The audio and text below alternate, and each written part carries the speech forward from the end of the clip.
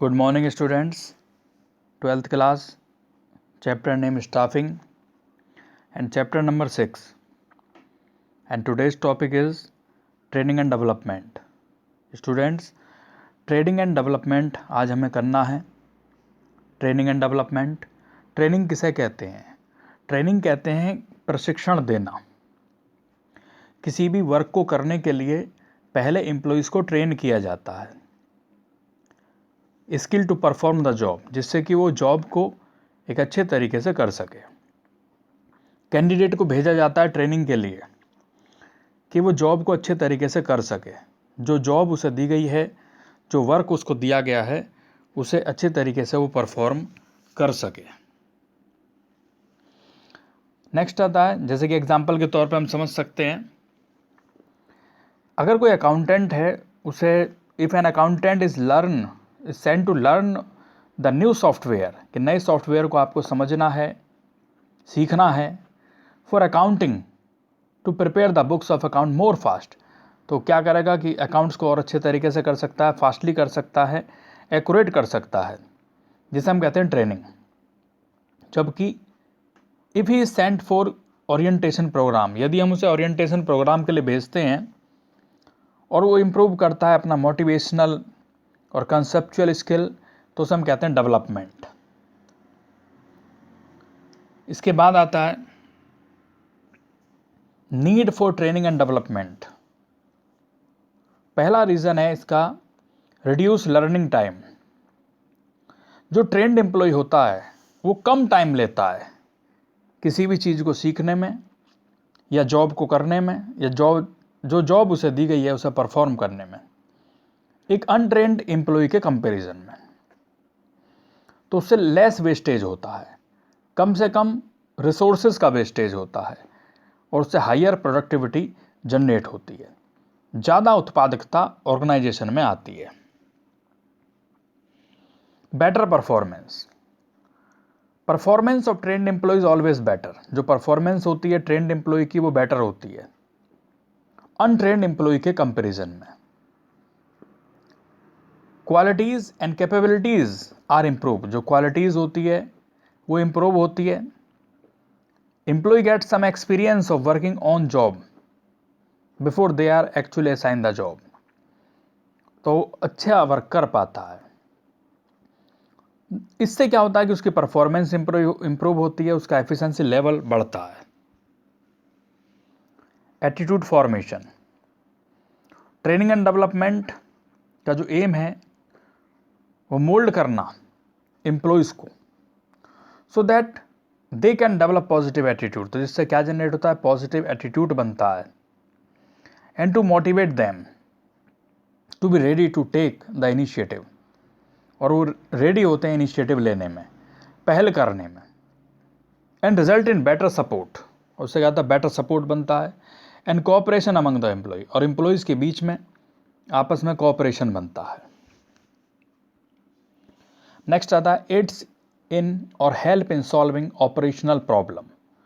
जो भी प्रॉब्लम्स होती हैं उन्हें हेल्प करते हैं ये सॉल्व करने में।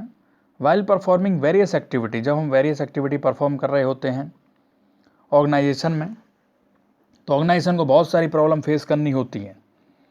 जैसे कि पहली प्रॉब्लम होती है एब्सेंटीज़म की, कि अगर कोई एब्सेंट रहता है, या रिसोर्सेज को वेस्टेज करना, या डिससेटिस्फैक्शन होना एम्प्लॉय का, या लैक ऑफ टीम वर्क में कमी आना, टीम के अकॉर्डिंग वर्क ना करना, ये कुछ प्रॉब्लम्स आती हैं।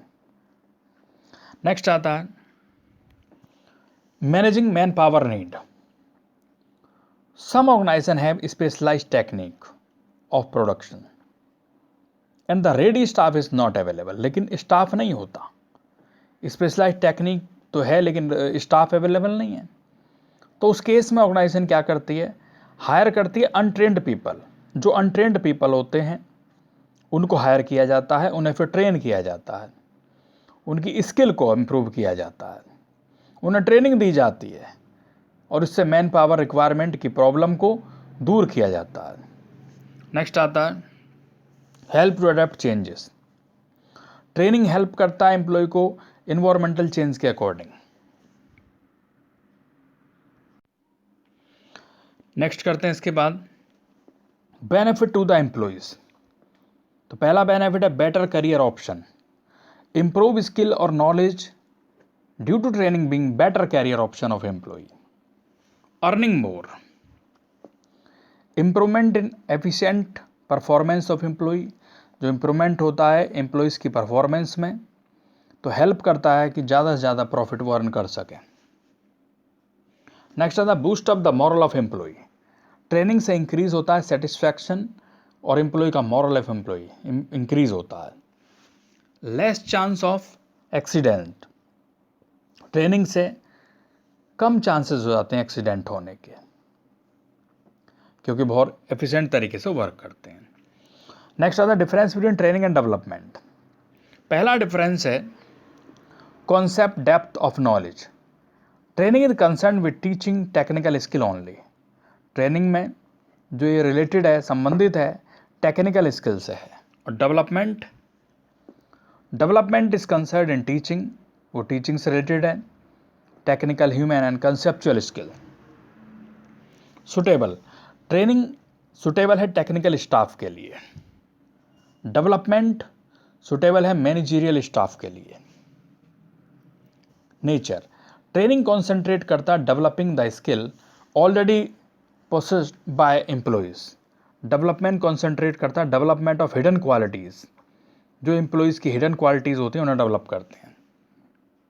मेथड यूज्ड, कौन सा मेथड हम यूज़ करते हैं? ट्रेनिंग में ऑन द जॉब मेथड को हम प्रेफर करते हैं, डेवलपमेंट में ऑफ द जॉब मेथड को प्रेफर किया जाता है।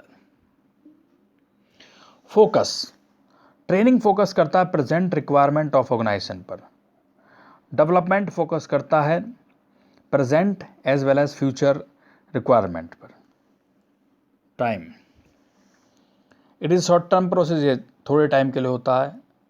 लॉन्ग टर्म प्रोसेस, डेवलपमेंट एक लॉन्ग टर्म प्रोसेस है। Initiative, the boss superior take initiative, जो बॉस होते हैं सुपीरियर होते हैं, take initiative for imparting training to his subordinate.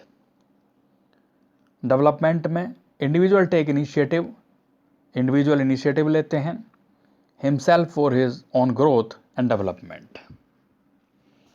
Duration, training is short term process, training एक शॉर्ट टर्म प्रोसेस है। इसका जो ड्यूरेशन होता है, जो टाइम होता है, फिक्स होता है और सर्टेन होता है। डेवलपमेंट एक नेवर एंडिंग प्रोसीजर है। Level of training employed, level of training involved, it is useful for non-managerial operative employee or lower level of managers. It is useful, development में यूजफुल है managerial personal के लिए, middle level के लिए और top levels के लिए। Centred, it is a work centred, ये वर्क सेंटर्ड में आता है ट्रेनिंग, और ये पर्सन सेंटर्ड में आता है। तो स्टूडेंट्स, ये वर्क आपको अपनी नोटबुक में नोट करना है। Thank you students.